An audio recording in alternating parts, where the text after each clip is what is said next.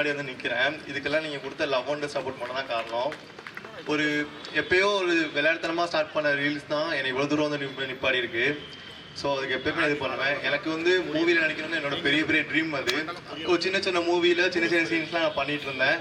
ஆனால் இப்போ எனக்கு இவ்வளோ பெரிய ஆப்பர்ச்சுனிட்டி கொடுத்த சாருக்கும் மேடமுக்கும் நான் ரொம்ப ரொம்ப தேங்க்ஸ் சொல்லிக்கிறேன். இதே மாதிரி உங்கள் சப்போர்ட் எனக்கு தொடர்ந்து கொடுத்து நீங்கள் இன்னும் எனக்கு அடுத்த லெவலுக்கு கொண்டு போய் நான் நம்புகிறேன். ராஜபாளையத்துலேருந்து நீங்கள் வந்திருக்கேன் சென்னை மக்கள் நம்பி. சென்னை மக்கள் தொடர்ந்து எனக்கு சப்போர்ட் பண்ணி நான் நினைக்கிறேன். பார்க்கலாம்.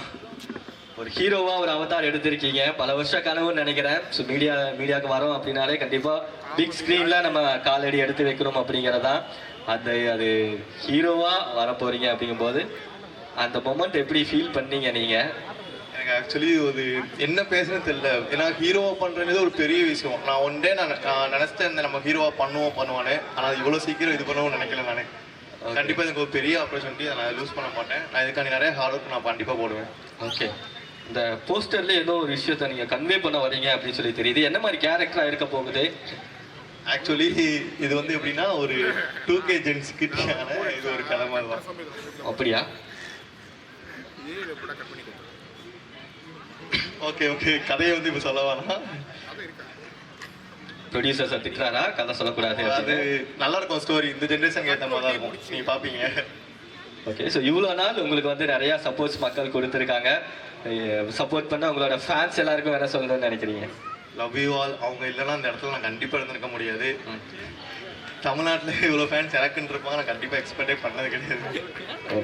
So thank you brother, thank you so much. படம் மிகப்பெரிய வெற்றியடைய வாழ்த்துக்கள். இன்னும் அடுத்தடுத்த ஸ்டேஜ் நீங்கள் க்ரோ ஆகிட்டு போயிட்டே இருக்கிறோம். அதுக்கு எங்களோட wishes. Thank you bro. Thank you so much.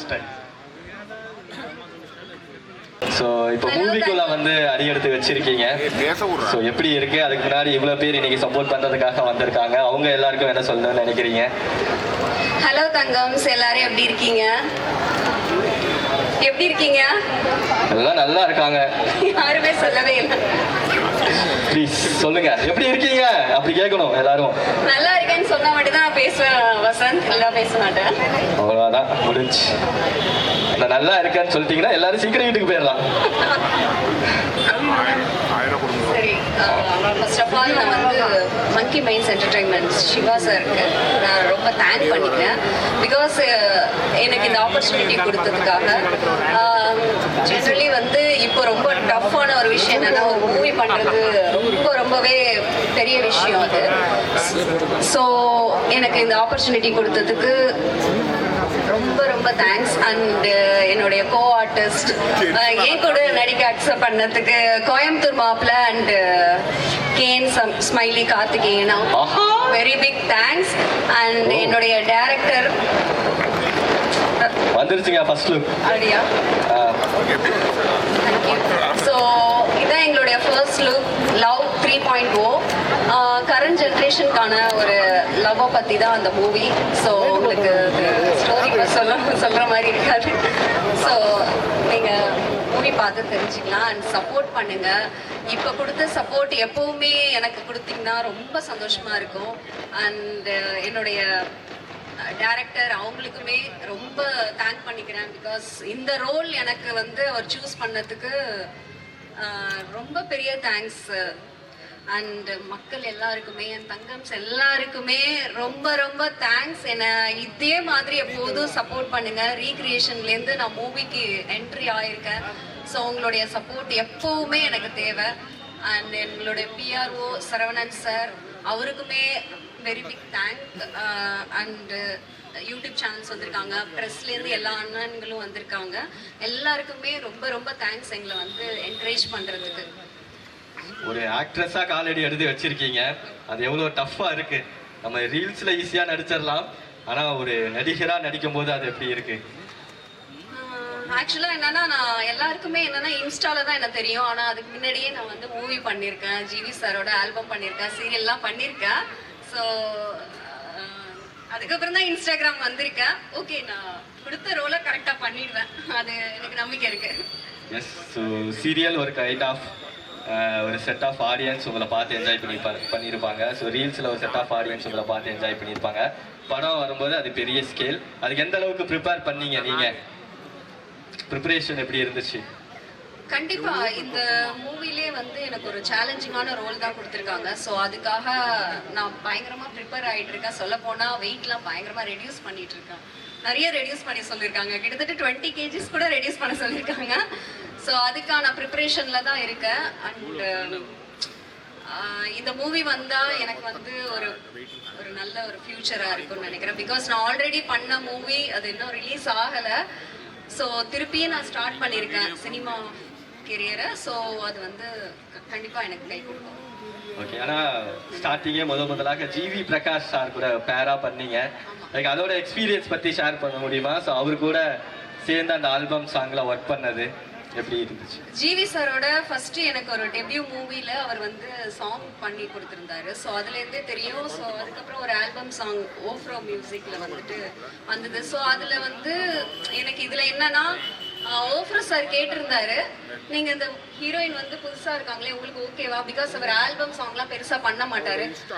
எனக்கு ஆல்ரெடி அவங்கள பார்த்துருக்கேன், ஓகே அவங்களுக்கு ஒரு சான்ஸ் கொடுக்கலான்னு சொல்லி கொடுத்தது தான் எனக்கு அந்த ஆல்பம் சாங். ஸோ அது எனக்கு ரொம்ப பெரிய விஷயம்தான். அண்ட் ஜிவி சார் பெரிய ஹீரோஸ் அக்செப்ட் பண்ண மாட்டாங்க, பட் அக்செப்ட் பண்ணிக்கிட்டாங்க. அண்ட் இன்னொரு விஷயம் என்னன்னா இன்ஃப்ளூயன்சர்ஸ் எல்லாருமே இன்ஃப்ளூயன்சராக பார்க்க வேணாம், அது 30 செகண்ட் வீடியோ தான். ஸோ அதுக்கு நாங்கள் வந்து மக்கள் கூட நாங்கள் கனெக்டடாக இருக்கணும்னா நாங்கள் கஜாங்சான் ஏதோ போடுற மாதிரி இருக்கோம். ஸோ அதை வச்சு யாருக்குமே திறமை இல்லைன்னு சொல்ல முடியாது, எல்லாருக்குமே திறமை இருக்கு. நல்ல ஸ்டேஜ் கிடைச்சா எல்லாருமே பெர்ஃபார்மன்ஸ் பண்ணிடுவாங்க.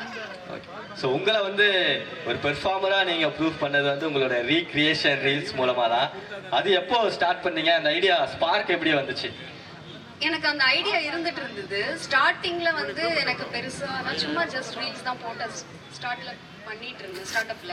ஸோ அதுக்கப்புறம் வந்து நம்மளுடைய ஆக்டிங் திறமை நிறைய பேர் கேட்டாங்க, உங்களுக்கு டான்ஸ் தெரியுமா தெரியாதா, ஏன் ஒன்றுமே ஆடாம அப்படிலாம் நின்றுட்டு இருக்கீங்கன்னு. ஸோ நம்ம ரீக்ரியேஷன் பண்ணா எல்லா ஹீரோயின்ஸோட நம்ம ஆக்டிங்கும் அப்படியே நம்ம காப்பி பண்ற மாதிரி இருக்கும். ஸோ அதை எடுத்து பண்ணலாம்னு சொல்லி பண்ணதான் ரீக்ரியேஷன் தான். அது பயங்கரமா மில்லியன் வியூஸை தாண்டி போயிட்டு இருக்கு. ஆனா இந்த மாதிரி மக்கள் கிட்ட இருந்து ஒரு வரவேற்பு கிடைக்கும் அப்படின்னு சொல்லி ஸ்டார்டிங்ல எதிர்பார்த்தீங்களா நம்ம ரீக்ரியேஷன் பண்ணி போடும்போது? அவங்க எப்போதுமே எனக்கு சப்போர்ட் பண்ணிடுவாங்க. நெகட்டிவ் கமெண்ட்ஸ் பண்ணா கூட பாசிட்டிவா எனக்கு சப்போர்ட் பண்றதுக்கு நிறைய பாய்ஸ் மட்டும் இல்ல கேர்ள்ஸுமே நிறைய பேர் எனக்கு சப்போர்ட் பண்றாங்க. ஸோ அவங்க இருக்கிற வரையும் நான் இந்த மேடையில வந்து தைரியமா எப்பவுமே பேசுவேன். ஓகே, ஸோ முன்னாடி சொன்ன மாதிரி நிறைய ட்ரோல்ஸ் பார்த்துருக்கீங்க, நிறைய நெகட்டிவிட்டிஸ் ஃபேஸ் பண்ணியிருக்கீங்க. அது எல்லாமே இப்ப கம்ப்ளீட்டா மாறி உங்களோட கமெண்ட் செக்ஷன்ல போய் பார்த்தாலே அவ்வளோ பாசிட்டிவ் இருக்கு ப்ரோ. இப்போ இருக்கா? யாரா பண்றீங்க இப்போ கூட? அது யாராவது வேண்டாத யாராவது தான் பண்ணுவாங்கன்னு நினைக்கிறேன். ஆனா இப்போ நிறைய பாசிட்டிவ் கமெண்ட்ஸ் பாக்குறோம் இல்லையா? அந்த பாசிட்டிவ் கமெண்ட்ஸா நிறைய மாறி இருக்கு இல்லையா? ட்ரோல் பண்ண எல்லாருமே இப்ப பாசிட்டிவா கமெண்ட்ஸ் பண்ணும்போது அது அந்த மொமெண்ட் எப்படி இருந்துச்சு? ரொம்ப ஹாப்பியா இருக்கு. ஆக்சுவலா என்னன்னா நம்ம கிட்ட வந்து என்ன திறமை இருக்கோ அதை வந்து அவங்க கண்டிப்பா என்கரேஜ் பண்றாங்க. கொஞ்சம் முன்னாடி வாங்க. ஸோ அவங்க என்கரேஜ் பண்றாங்கும் போது நம்ம பெர்ஃபார்மன்ஸ் காமிக்கணும், அவங்களை நல்லா என்டர்டெயின் பண்ணணும் இன் ரைட் வே அப்படின்னு நான் தெரிஞ்சுட்டு ஸோ அதை நான் பண்ணிட்டு இருக்கேன். Okay, so thank you so much. இன்னும் நிறைய விஷயங்கள் பேச போறோம். இன்னும் நிறைய கொஸ்டின் கேட்கவா சார்? சார் பேசிக்கிட்டே இருந்தா போர் அடிக்கும் சார். உங்களை ஒரு பெர்ஃபார்மன்ஸ் பண்ண வச்சிடலாம் சார். ஸோ ரீல்ஸ் அக்கா கூட பெர்ஃபார்ம் பண்ணீங்க. யார் எத்தனை பேர் ரெடியா இருக்கீங்க? பாய்ஸ் கிட்ஸ் எல்லாம் இங்க, நம்ம கிட்ஸ் எல்லாம் காஸ்மிக் டான்ஸ் க்ரூ கிட்ஸ் வராங்க நம்ம கிட்ஸ் எல்லாம் வராங்க உங்களுக்காக. ஓகே, சரி. கோ ஆர்டிஸ்ட் கூட எல்லாம் நான் வந்து இந்த ஆரா சாங் கோ ஆர்டிஸ்டா? ஆரா ஸ்டெப் வந்து ரொம்ப ஈஸியா இருக்கும், அது சின்ன குழந்தை கூட ஆடுவாங்க அப்படியெல்லாம். பண்ண முடியாது. இப்ப நம்ம கிட்ஸ் உங்களுக்காக இறக்கிட்ட பாருங்க, உங்களுக்கு சப்போர்ட்டிவா எத்தனை கிட்ஸ். வாங்க வசந்த், எனக்கு பிராக்டிஸ் இல்லாம வராது. ஃபர்ஸ்ட் கிட்ஸ் வெயிட் பண்ணுங்க, அதுக்கு முன்னாடி ஆடியன்ஸா ஒருத்தவங்க வராங்க. நான் சொன்னேன்ல குயின்ஸ்ல என்னைக்குமே எனக்கு சப்போர்ட் பண்ணுவாங்கன்னு சொல்லிட்டு. So yes.